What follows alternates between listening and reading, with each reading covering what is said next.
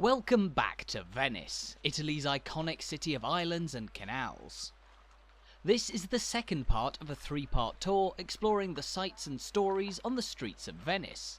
And if you're just joining us, in the first part of our epic walk around the city, we made our way through San Marco, Venice's most famous district, passing by a wealth of iconic landmarks including St. Mark's Square, the Doge's Palace, the Bridge of Sighs, the Palazzo Contarini del Bovolo, the Rialto Bridge, and so many more. But we now pick up our walk where we left off, on the western side of the Grand Canal in the Sestiere, or district, of San Polo, the smallest and most centrally located sestiere in the city. Now here, we find rows of Venetian gondolas parked on the Grand Canal. And while we explained in the first part of our walk that these famous boats are today mainly used by tourists in the city, they were historically a form of public transport for locals too, especially for people needing to cross the Grand Canal here. There are only 4 bridges that span the Grand Canal today, so along the rest of its length, the only way across was by boat, or more specifically, by traghetto. The traghetto, which comes from the Italian word for ferry, is probably the most traditional form of public transport in Venice, used by locals and visitors alike. And here, we're looking at one of the traghetto piers that line the Grand Canal. As the name suggests, these traghetti are used to ferry people across the city's main waterway. And before 1854, when the Rialto Bridge was the only walking route across the Grand Canal, they were dotted pretty much everywhere along the canal's shoreline. But today, there are only 7 spots along the Grand Canal where you can hop on one of them, usually for a fee of only €2 for the brief trip across the water, making them the most affordable way to take a ride on a traditional Venetian gondola. Now though, having taken in the sights of the iconic Grand Canal, it's time for us to make our way into the belly of Venice's most central district, San Polo. In the second part of our walk now, we'll venture through San Polo, and then into the city's southernmost sestiere, Dorsoduro. And on the way, we'll see everything from the spectacular Basilica Santa Maria Gloriosa dei Frari, an array of beautiful campi and humble local churches, the former house of the acclaimed playwright Carlo Goldoni, the intriguingly named Bridge of Fists, and the historic canalside workshop where Venice's famous gondolas are built and maintained. All of that is to come over the next hour, but we begin our journey into San Polo with a brief walk through this passageway leading us away from the Grand Canal to the first of the many fetching squares, or campi, to be found in this part of the city. This is the Campo San Silvestro, one of 102 small squares that you'll find around Venice, and which are often a lovely place to take a breather from the cavernous, narrow labyrinth of streets that make up the rest of the city. Now, wherever they are in the city, Venice's campi share many similarities, most being home to a church that gives them their name, and the Campo San Silvestro here is no different. This beautiful church is the Church of San Silvestro, or Saint Sylvester, and it has a history almost as long as Venice itself. The church was originally established around 1200 years ago in the 9th century, although the building that we're looking at here is much younger, originally rebuilt just under 200 years ago in the 1830s and 1840s after the older medieval church began to fall apart. Now the church, with its fetching campanile illuminated by the morning sun, overlooks the campo that bears its name. As we mentioned, there are no less than 102 of these campi to be found on Venice's streets, and while most look like this, surrounded by houses and a church on one side, they were historically grassy fields that were used for agriculture. The word campo simply translates from Italian as field, and once upon a time, open spaces in the city like this would have been home to trees and even livestock grazing on the grass. Most of Venice's grassy campi were eventually paved over during the heyday of the Republic, around the 15th and 16th centuries, but some of the larger city squares that we'll see in this part of our walk do still bear fruit trees that would have stood on lush orchards in between the houses.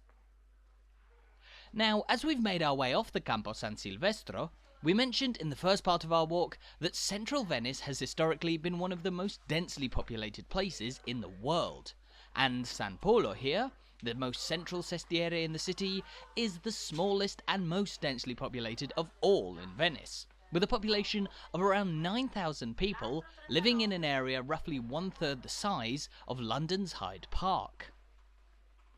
A more residential district than the tourist-heavy sestiere of San Marco that we explored in the first part of our walk, San Polo is well known for its array of churches, and with churches, of course, come campi.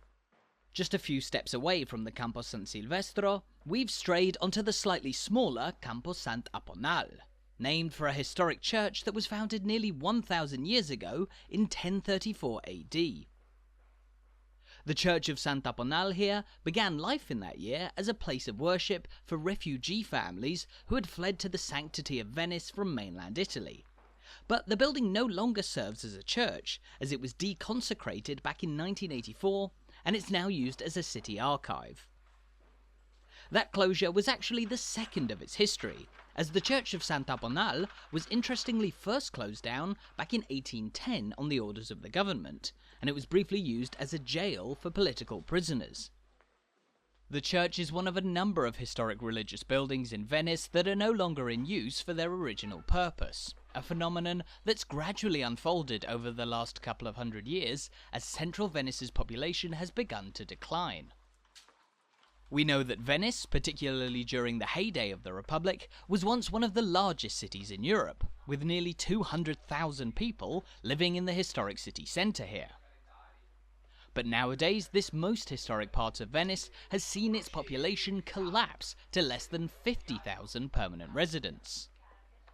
The wider city of Venice, which includes surrounding islands, as well as some heavily populated districts back on the Italian mainland, does still rank as the 12th largest city in Italy, with around 250,000 inhabitants. But there are fears that the historic city here is fast becoming a ghost town, compared to the thriving metropolis it once was. In fact, the effects of depopulation have only got worse in recent years. More than 120,000 permanent residents have left the historic centre of Venice since the 1950s. And this flight has of course reduced numbers in the community and the many church congregations around the city, prompting the closure of a number of Venice's local places of worship. But how on earth can this have happened? Venice is one of the world's most famous, most beautiful, and busiest cities, yet it's seeing its local population vanish at an alarming rate, with little sign of a reversal in the trend. Well, it's a complex issue, but San Polo here is a great place to talk about the phenomenon, as this is a part of the city where you're slightly more likely to rub shoulders with people who do still live in Venice permanently, rather than the tourist hub of San Marco back across the Grand Canal. As we mentioned in the first part of our walk, Venice is not Disneyland. It's a city home to a proud community of locals, many of whom have family origins here that date back centuries to the era of the Republic. As well as family heritage, a large number of people are still moving into the historic city centre on account of its many universities, including the highly prestigious Ca' Foscari University of Venice, ranked as the 5th best university in Italy and which plays host to more than 21,000 students. But why are so many people still moving away? Well, there are a number of factors to blame, but the one consistent theme that comes up time and time again is tourism, and its wide variety of negative impacts. More than 5 million people, myself included, flock to visit Venice each year, and it's entirely understandable why this city is such a popular tourist destination. Its beauty and history is like no other. But that number of tourists is more than 10 times the number of people who live here permanently. And so it's gradually become the case that the needs of tourists are being met instead of the needs of locals. Now this is of course a controversial issue, because Venice's economy is heavily reliant on tourism. The historic sea trade, agriculture and commerce that once took place in the Republic is no longer a major factor. So the city finds itself in a bit of a catch-22 between attracting tourists and seeking to mitigate their impact. Many Venetians are understandably frustrated by the throngs of tourists who pack the city's narrow streets during the day. While the trend of people from outside the city buying up houses and apartments and then letting them out has driven up the cost of rents for locals and begun making their home city unaffordable, a phenomenon seen elsewhere around the world in major tourist destinations. Where the solution lies to these issues is still not immediately clear, but pressure from Venetians is gradually pushing the local government to act and sort things out. Now though, we've made our way out onto another square, and this one is particularly beloved by the city's local population. This is the Campo San Polo, and it's the biggest campo in all of Venice, smaller only in size than the much larger Piazza San Marco, or St. Mark's Square. As we explained earlier, the reason that this is a campo is that it was once a grassy field used for agriculture. But through its history, the Campo San Polo here has risen to become one of the most beautiful and most popular open spaces in the city, where locals meet and visitors marvel at the surrounding architecture. There's a wealth of fascinating buildings surrounding this square, ranging from the Church of San Polo, that we'll take a closer look at shortly, to the exquisite Palazzo Soranzo just on our right here in red, which was built between the 14th and 15th centuries as the residence for the noble Soranzo family. The Palazzo Soranzo is actually one of 4 historic palaces that overlook the Campo San Polo. But despite that, this square has always been one frequented by Venetians of all classes and all backgrounds for centuries, as a central venue for festivals, markets, and many other events in the city. Though once a field for agriculture, the Campo was paved over in 1493, and it began to be used as a market square for the people of Venice, which was moved here from St. Mark's Square, by that point too prestigious a venue for a local market. Local trade meant that this was always a bustling place, but it wasn't just buying and selling goods that used to draw people here. The Campo San Polo was also a popular venue for games and sports, ranging from ball games to bullfighting, that always drew large crowds from all over the city. Ball games, bullfighting, and the rest were banned, however, in 1611, but the market continued in earnest, and in the modern day, this large campo is well known as a meeting place for locals on hot summer evenings. Sometimes there's even an open-air cinema that allows people to enjoy films with their neighbours. The square is also a popular venue for festivities during the Festival of Venice. Masked balls have even taken place on its paving stones throughout history. But when it comes to history, it's not all been rosy on the Campo San Polo here. Back in 1548, this square was the site of an incident of national significance, when one Lorenzino de' Medici, a leading politician from Florence, was stabbed to death. His murder was an act of retaliation by 2 Florentine hitmen after de' Medici, already exiled from the city, assassinated the Duke of Florence, the leader of the independent city, in 1547. This storied campo then is full of history on every corner, but its most important landmark is without doubt the Church of San Polo, just here. The church as we see it today is more than 600 years old, but this is yet another rebuild of a much older 9th century church, the very first that was built on the site that became the Campo San Polo. It's one of the largest and oldest churches in this part of the city, and of course, as well as lending its name to the major square that it overlooks, the entire Sestiere of San Polo is named after this church too, a major landmark that's just as exquisite inside as it is on the outside, still used as an important local place of worship, and also a popular visitor spot in this part of Venice. Just up ahead along this street, meanwhile, there stands another prominent bell tower, which despite being detached from the church, does indeed belong to San Polo. And it too was built more than 600 years ago, back in 1362, standing as one of the oldest bell towers in the city. We know that Venice is a city of canals, campi, churches, and much more, but the city's also been long known for its bell towers, or campanili in Italian. There are 98 that stand tall over the islands of the historic centre, and they can be seen from a great distance all over the Venetian lagoon. From the foot of the bell tower, there's also a pleasant view of the church's fetching main doorway, added to the church in the 15th century and designed in a striking Gothic style, an architectural motif that you'll find in churches all over the city dating to this period. The large doorway, designed to welcome the church's large congregation inside, is also one of a number of exquisite features that catch the eye with their intricate stone carvings. While just across the street, at the base of the bell tower, we spot a pair of stone-carved lions that are thought to have been made all the way back in the 12th century, even before the modern Church of San Polo and a great deal of Venice's most famous landmarks were built. But as we make our way down the street from one of the most important points in this sestiere, just up ahead we can see another landmark that takes its name from the Church of San Polo, this small bridge being the Ponte San Polo. Carrying the main walking route through the district towards Rialto, this bridge is a nice place to stop for a moment and take in the views of the widest canal in this part of the city, inevitably known as the Rio di San Polo, which links up with the Grand Canal just a short distance from this point.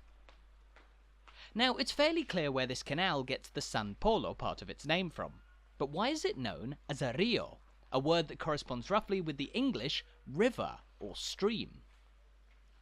Well, the surprising fact of the matter is that the vast majority of Venice's canals are not canals at all, but rii.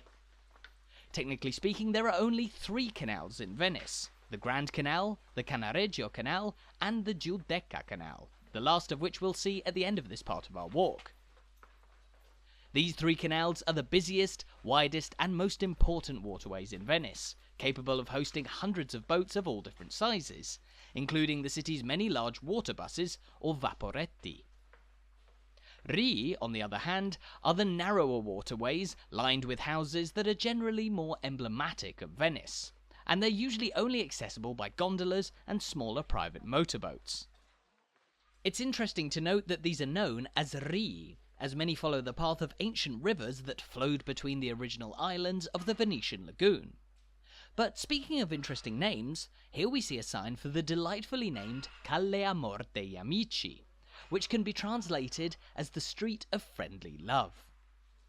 Admittedly, it's a dead end, but that's the place to say something nice to a friend of yours as you make your way through San Polo towards Rialto. By the way, we've mentioned that it's extremely easy to get lost in Venice's maze of narrow streets. But every now and then you'll encounter arrows just like these pointing towards major landmarks, such as Rialto and St. Mark's Square. They're a godsend when you found yourself going around in circles between campi, calli and more that all seem to blend into one another. Of course, many of Venice's streets may look similar at first glance, but each and every one is home to buildings older than many countries and enough history and heritage to star in their own documentaries. Take the Calle del Scaleter that we've just walked onto here, initially another unassuming San Polo walkway, but one which plays host to one of the most intriguing visitor spots in the city, an unmissable opportunity to peek inside the home life of one of Venice's most famous sons. This is the former house of Carlo Goldoni, the acclaimed Venetian playwright who was a major player in the development of the professional form of theatre known as Commedia dell'arte, which we spoke about in the first part of our walk. Goldoni was born in Venice in 1707, just up those stairs, into the wealthy Goldoni family, originally from the city of Modena, but who had come to live inside this building in Venice, a small neighbourhood palace that was originally built back in the 15th century.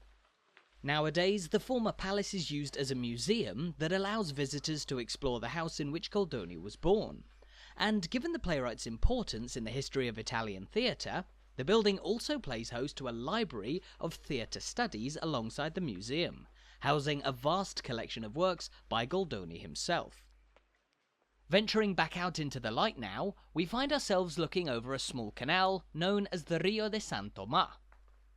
Like most rii, it's crossed by a bridge that links the 2 islands on either side for pedestrians. But this is also a place where we can see something as Venetian as can be, a private bridge that serves as somebody's front door. In this case, the way into this block of houses is by crossing the canal.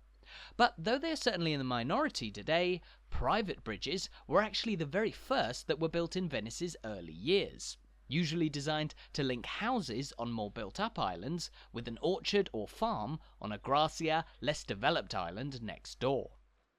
Originally, Venice's private bridges were nothing more than rudimentary wooden planks spanning a small stretch of water, usually known as passerelle, meaning gangways.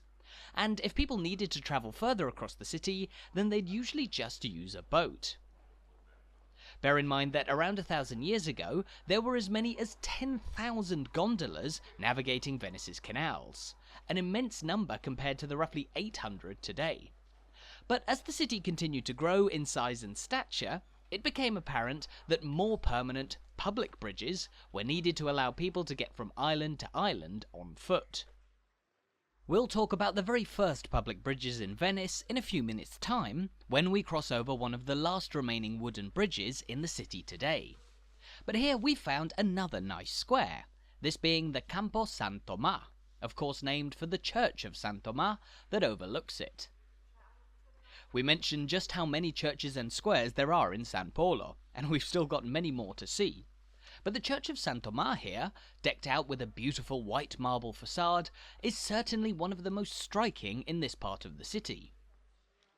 But what's arguably even more striking is the church's bell tower that stands just beside it here, originally built back in the 14th century, but which looks rather unfinished. The fact of the matter is that this was once a classic Venetian bell tower, much like the ones we've already seen. But shortly after it was built, it became clear that the tower's foundations weren't strong enough to support a full tower. So it was partly demolished and left as a stub, reaching just high enough for its bells to sound out above the surrounding rooftops. The church and its bell tower aren't the only landmarks on the Campo San Tomà though, as directly opposite we can see a humble building that today serves as the neighbourhood library of San Tomà, but which was once upon a time known as the Scoletta dei Calegheri, or the School of the Cobblers.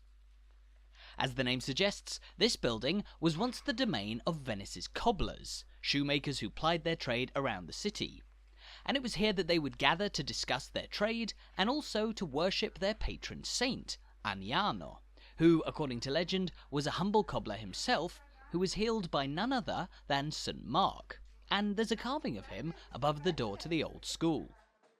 But as we make our way around the back of this fetching 15th century brick building, the word school is a bit of a misnomer when it comes to describing this and a number of similar institutions around Venice. Though the word Scuola does literally translate from Italian as school, these institutions weren't places where children would go for education, but rather the headquarters of some of the city's communities of workers, like the cobblers, or in many cases, powerful religious fraternities that contributed greatly to the city's development through time. The cobbler's school that we just passed was officially known as a Scuoletta, a little school, and that differentiated it from the most prestigious schools in the city, those being the Scuole Grandi, of which there were at most 9 in the last days of the Republic of Venice. In a couple of minutes' time, we'll walk around to see one of the 5 Scuole Grandi that remain in the city today, the Scuola Grande di San Rocco, one of the most beautiful buildings that you'll find in Venice.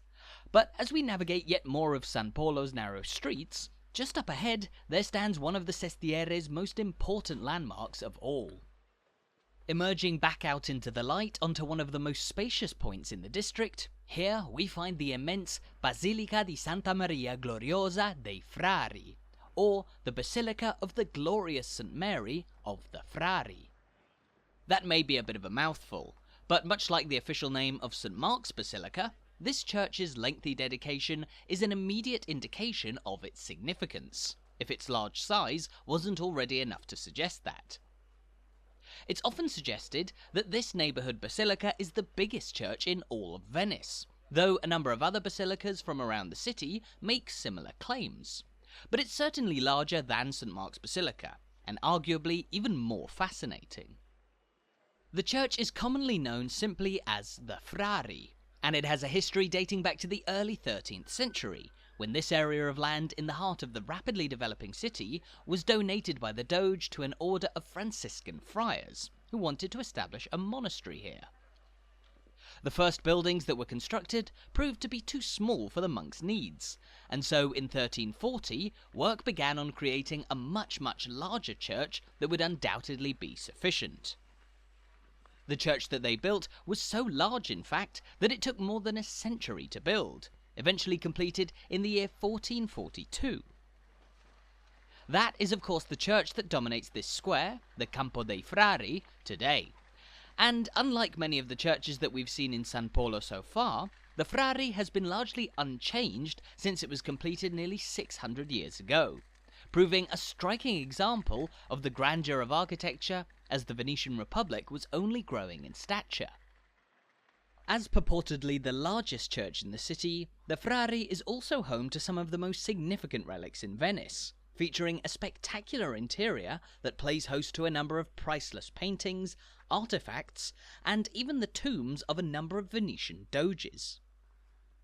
In the modern day, the Basilica principally serves as a parish church providing a place of worship to the people of San Polo, while its large capacity makes it a common venue for funerals in the city too.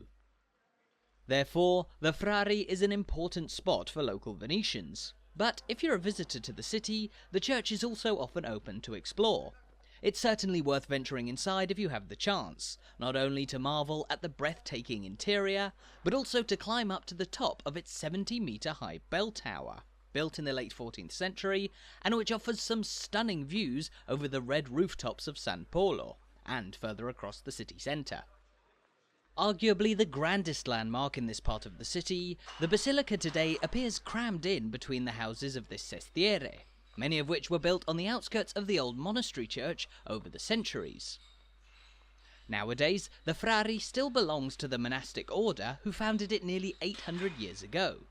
But why exactly is it known as a basilica and not just a church?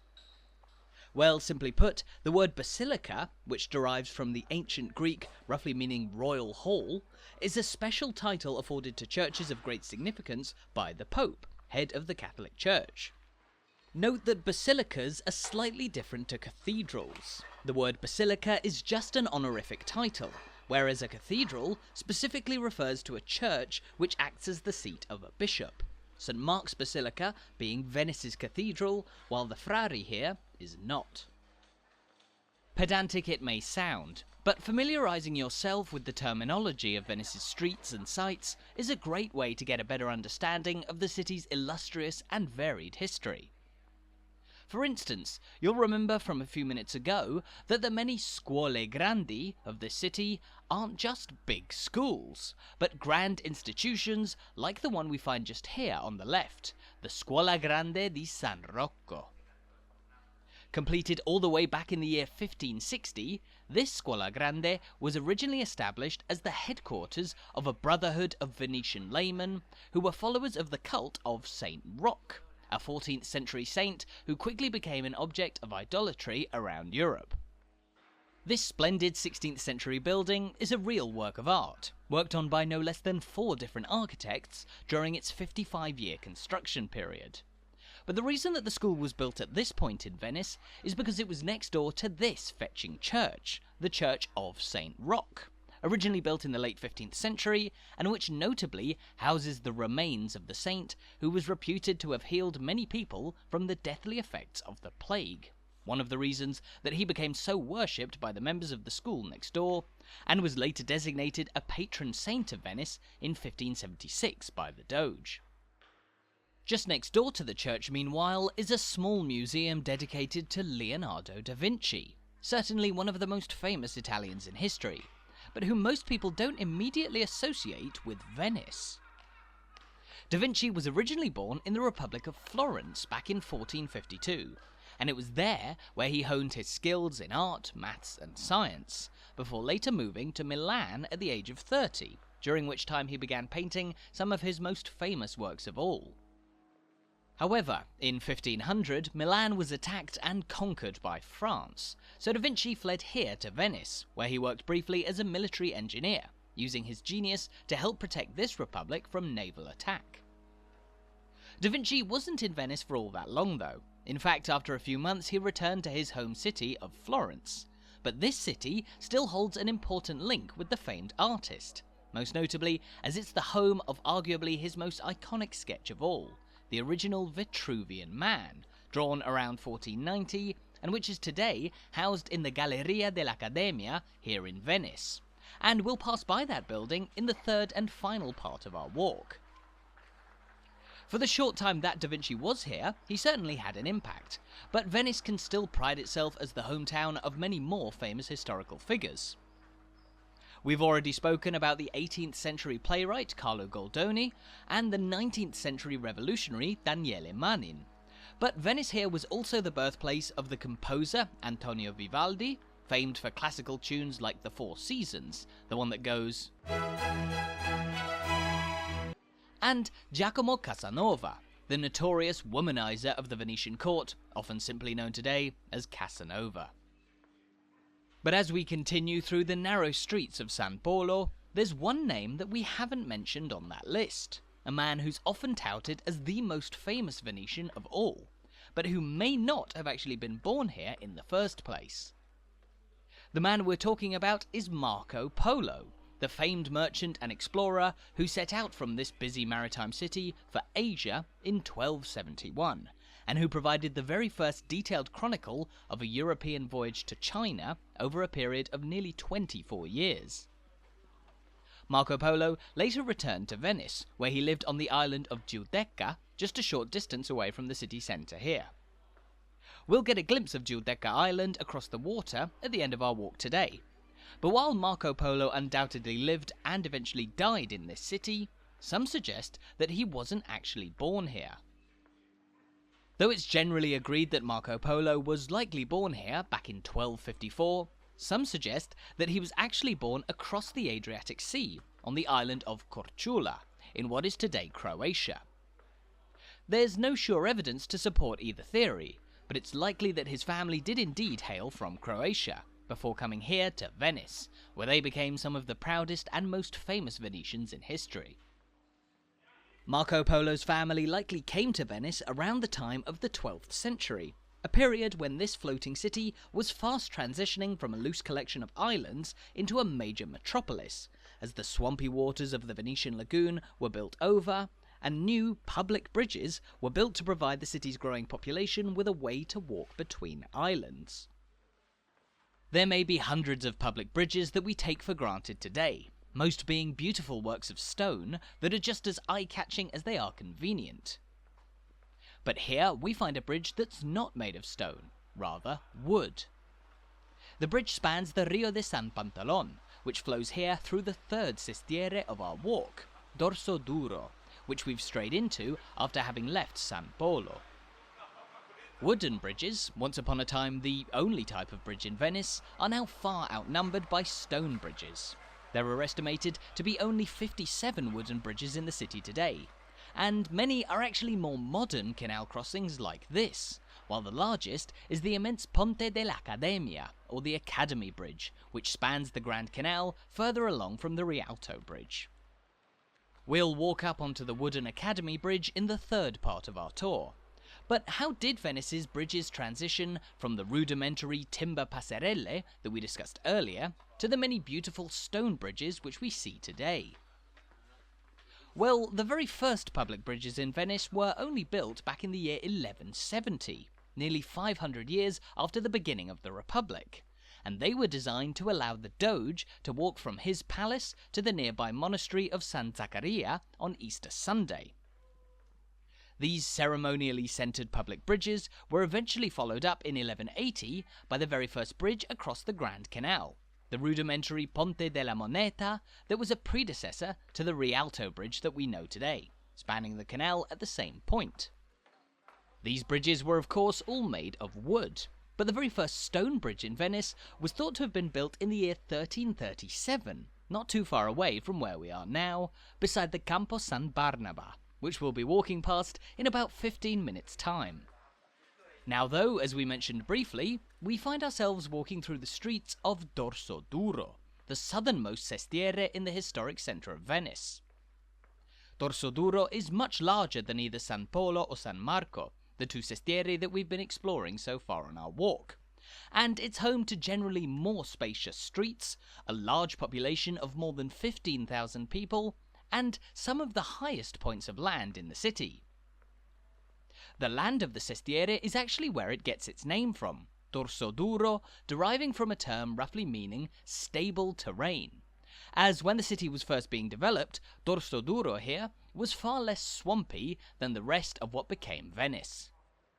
As we venture deeper into dorso duro, the Sestiere's distinctive look will become ever more apparent, while this part of the city is also home to Venice's famous Zattere, the beautiful, open-wide waterside promenades that offer some stunning views towards the island of Giudecca, which is also part of this Sestiere.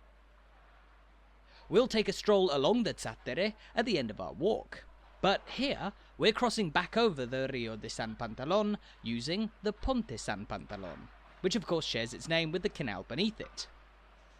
But it's not just the canal and the bridge which are named for San Pantalon, as here we find the Campo San Pantalon, a lovely neighbourhood square home to a particularly intriguing church.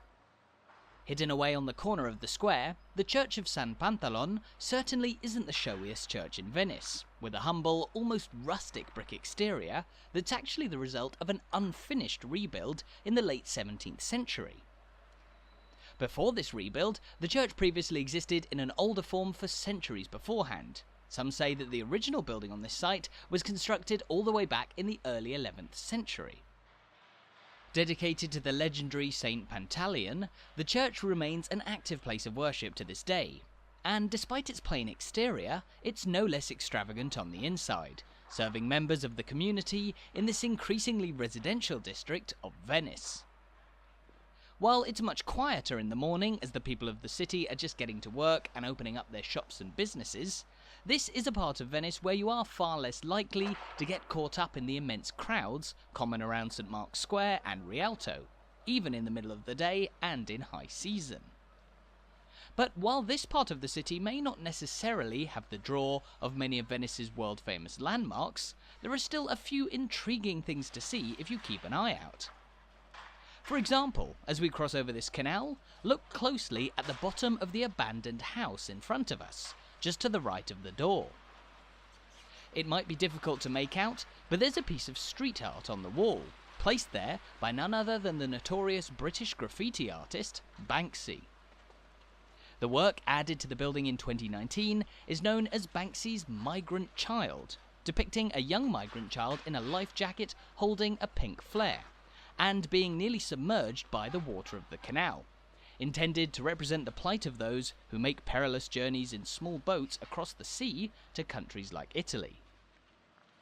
The abandoned house, now known to some as Banksy's estate, is also a reminder of the gradual depopulation of Venice's residential properties.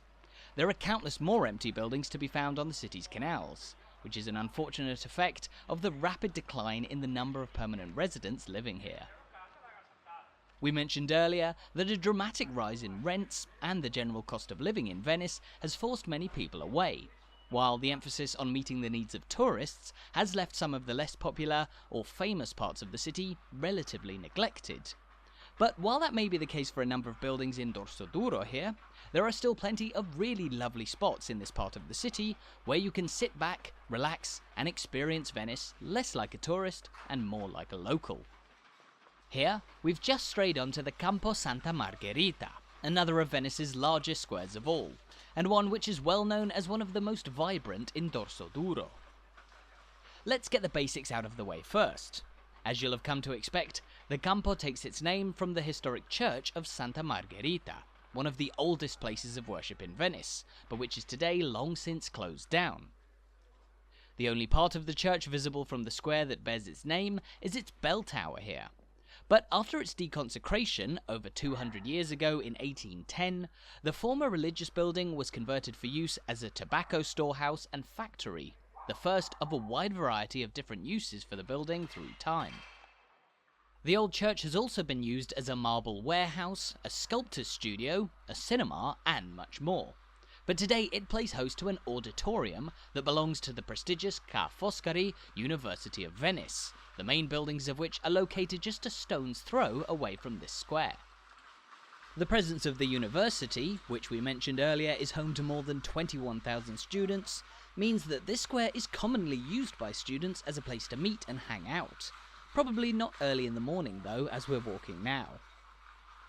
Despite that, the square is already starting to come to life on this sunny winter's morning, with a nice market stall selling fresh produce to locals passing through on their way to and from work.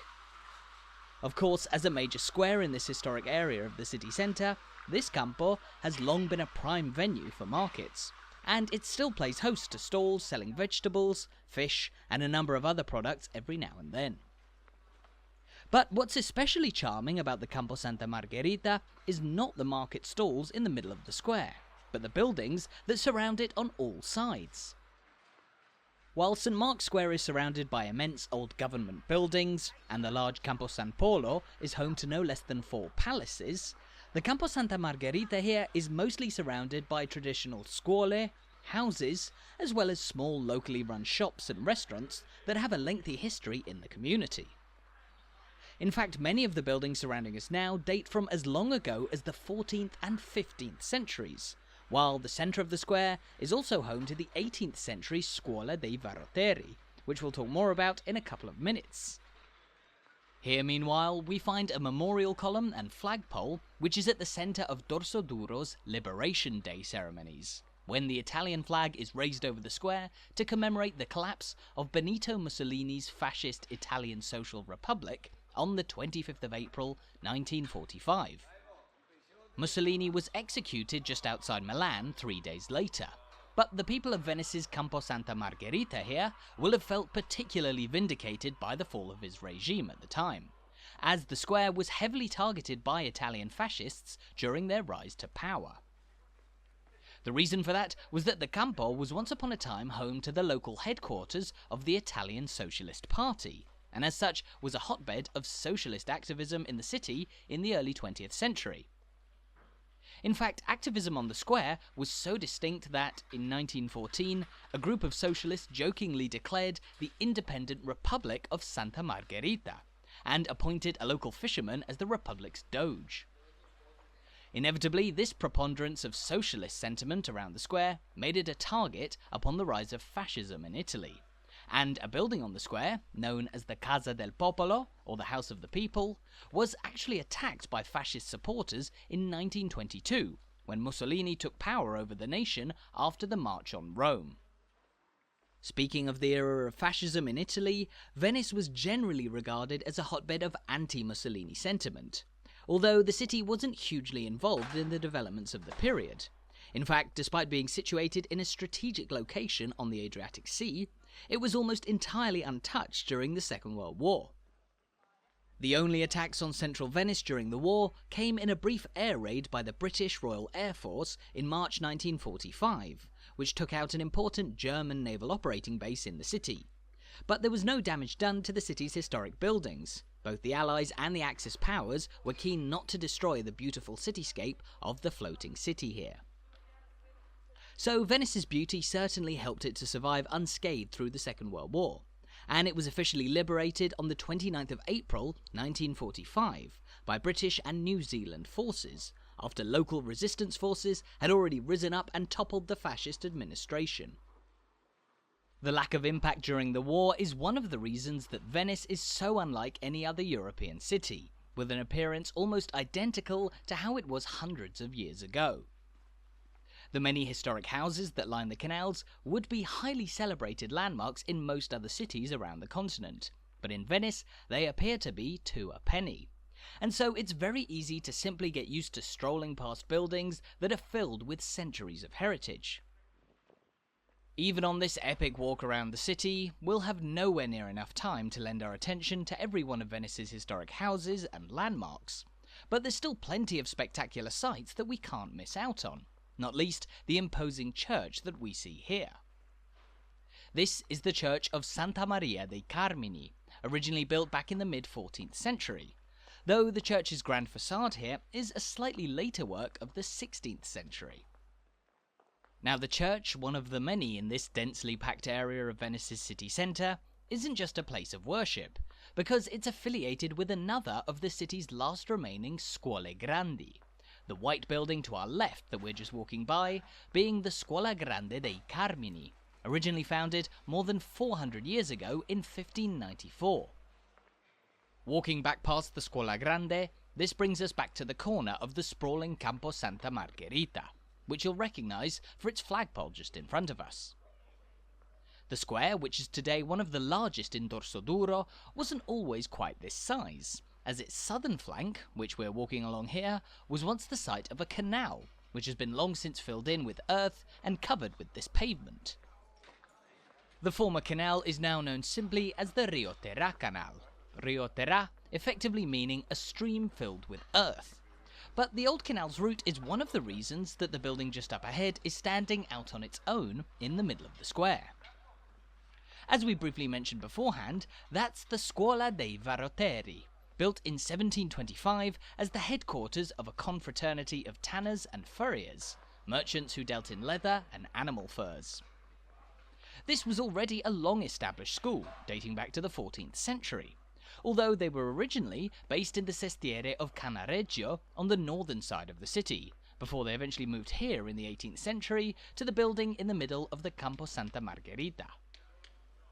The Rio Terra Canal that ran around the back of the old school here originally linked up with the much larger canal known as the Rio de San Barnaba, which we'll walk towards now, and which is crossed by one of the most unusually named bridges in the whole city. We've talked a great deal about bridges on our walk through Venice. There are more than 400 of them. Although as you get more and more used to the city, they begin to seem fairly ordinary, functional methods of carrying people across canals. Of course, the vast majority of Venice's bridges are still extremely beautiful, and each and every one has its own illustrious history. But there are a select few bridges which are especially unusual. The modern Rialto Bridge, with its wide span, shops overhanging the water, and unique design, is probably the most architecturally unusual bridge in Venice, but many others can boast some rather strange names. Further along the Grand Canal from the Rialto Bridge, you'll find the large Ponte degli Scalzi, literally the bridge of the barefooted ones, which likely takes its name from an order of barefooted monks who resided nearby.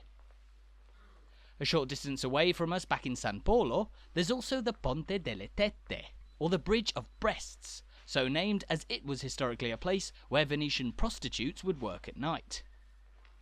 But here, we find a bridge with a particularly unusual name, and an even more unusual story behind it, the Ponte dei Pugni, or the Bridge of Fists. As we see it today, the bridge dates from 1870, but an older canal crossing has stood here for centuries, when it came to be regarded as one of the most famous fighting bridges in Venice. This was a popular Venetian tradition during the heyday of the Republic, as in the autumn of each year, local clans and families would square off against one another in mass brawls fought on small neighbourhood bridges around the city, the object being to knock your opponents off the bridge and into the cold, dirty waters of the canal beneath. The Ponte dei Pugni was one of these bridges, and the tradition of these so-called Wars of the Fist was a common annual occurrence here for more than 100 years, between 1600 and 1705, when they were eventually outlawed by the government. Now, the Republic had never been keen on these mass fistfights in the first place, but they did see them as an improvement to the older tradition of clan conflicts, which were usually fought with sharpened or flaming sticks. That being said, in the last years of the Wars of the Fist, people eventually began pulling out knives and blades once again, one of the main reasons that they were banned in the end. Of course, before the current bridge, there were no railings on either side of the Bridge of Fists, making it especially easy to push one's sparring partner down into the water. But despite its name, this was far from the only place in the city where major fisticuffs took place.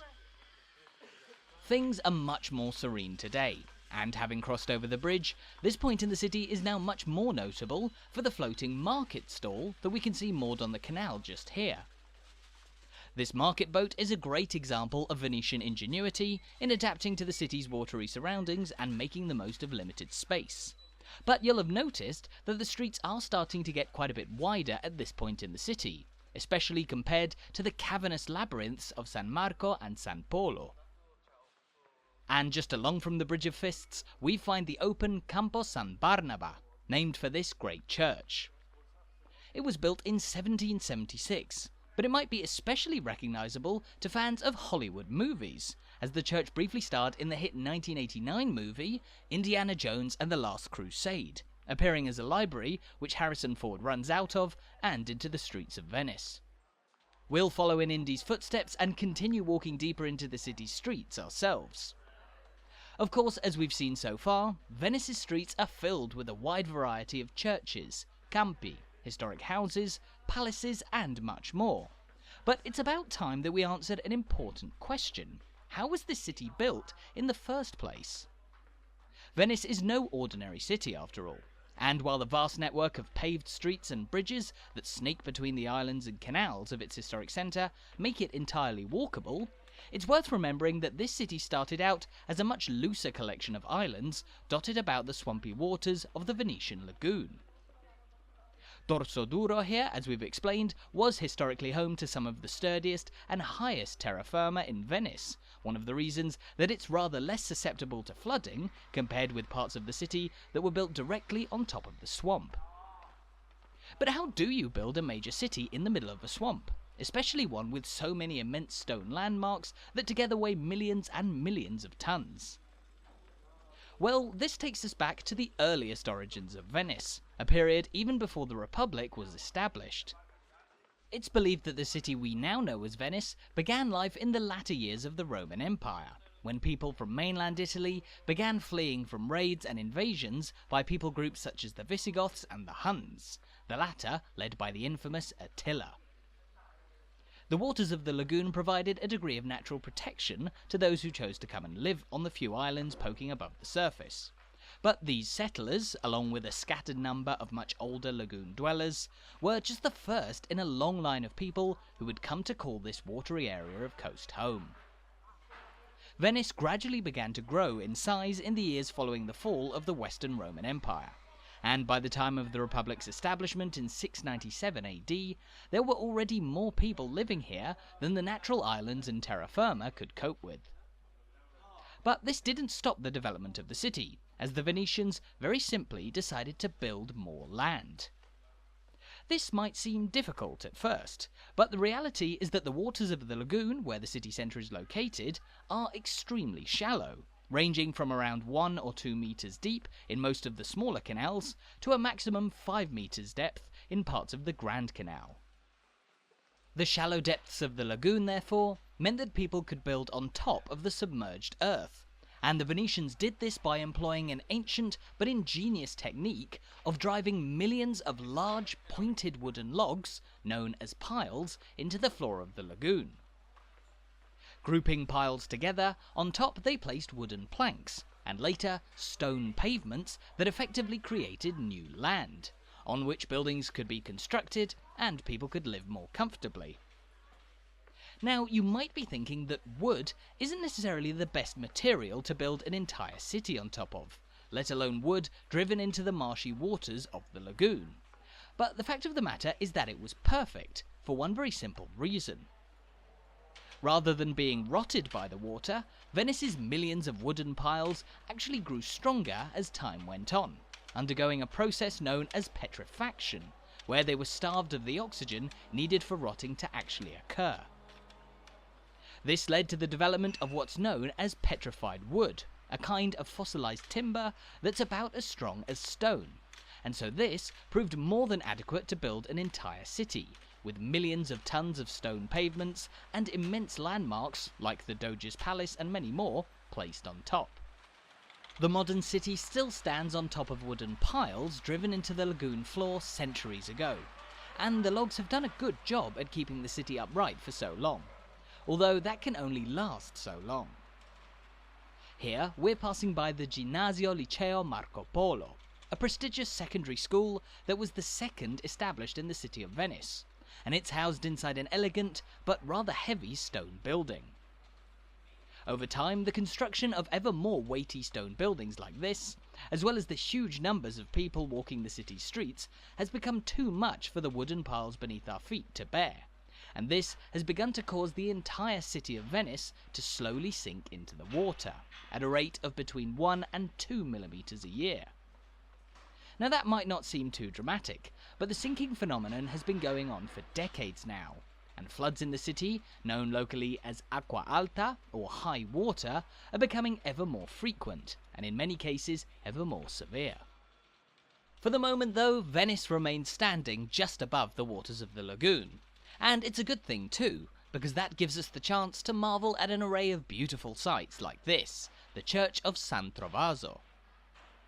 Standing tall over the Rio San Trovaso, the canal to which it gives its name, this fetching white church has nearly 1,000 years of history at this point of the city, originally founded back in the year 1028, although the building that we see today was actually completed in 1591. Now, interestingly, the side of the church that we're looking at is technically the front, although it's one of two fronts. On the other side of the building, a facade looks out onto the Campo San Trovaso, much like most churches in Dorsoduro, and each side has its own entrance, originally designed deliberately to provide separate ways into the place of worship for two rival clans, the Castellani and Nicolotti, who were often seen clashing around the Bridge of Fists. For a long time, the whole city was divided between those loyal to the Castellani and those loyal to the Nicolotti, but the significance of these traditional clans subsided around the time of the 19th century. However, just across the canal here, we can see an example of a centuries-old tradition that still takes place in Venice, inside one of the last remaining wooden buildings in the modern city. This is the Squero di San Trovaso, a traditional boatyard where Venice's gondolas are built and repaired.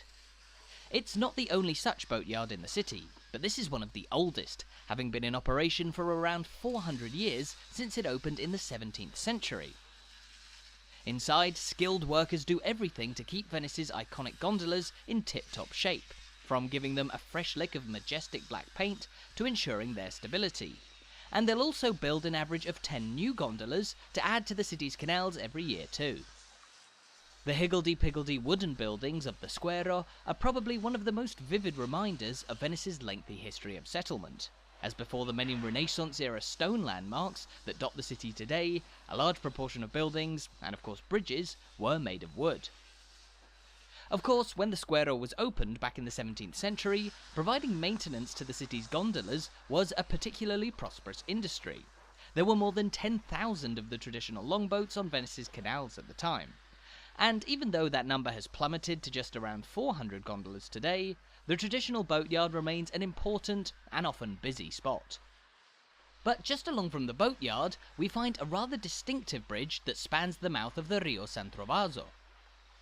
This is the Ponte Longo, which, as you might be able to guess, translates as the Long Bridge.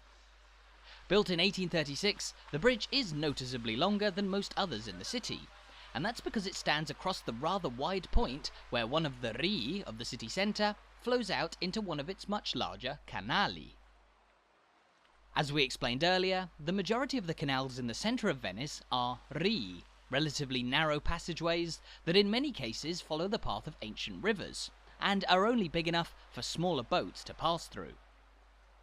Low-lying bridges like the Ponte Longo here, then, double as a physical barrier for excessively large boats that might accidentally end up in the city centre, because in most cases, large ferries, water buses and more are only able to use the city's much larger canali, only 3 of which you'll find in Venice. We mentioned before that, if you want to be exact, there are only 3 canals in Venice, those being the city's widest waterways: the Grand Canal, the Cannaregio Canal, and this one, the Giudecca Canal, which separates the main section of Dorsoduro here with the island of Giudecca across the water. Though separated from the historic city centre by this wide canal, Giudecca is still a part of the sestiere of Dorsoduro, although it's home to a landscape and atmosphere that is especially distinctive from the main part of Venice here. Historically, Giudecca Island was a spacious area of land home to grand palaces and sprawling gardens, providing a nice bit of respite from the cramped streets of the city centre here. And although in the 20th century it existed for a brief period as a centre of heavy industry, the island remains known for its quieter and calmer streets. Famously, Marco Polo once lived on Giudecca Island, and to this day the island is popular among local Venetians as a bit of a holiday resort. just a short hop across the water from their homes, but far less busy with the throngs of tourists that dominate the historic city centre. But even though most tourists don't make the trip across the water to Giudecca, there are plenty of stunning views of the island to take in from this wide-open canal-side promenade, known as the Zattere. The Zattere here offer some of the most beautiful views in all of Venice, and in a less busy area than the city's most famous spots. And in the third and final part of our walk, we'll take a leisurely stroll further along the Zattere, before we then venture back into the streets of Dorsoduro and explore yet more of what the city has to offer.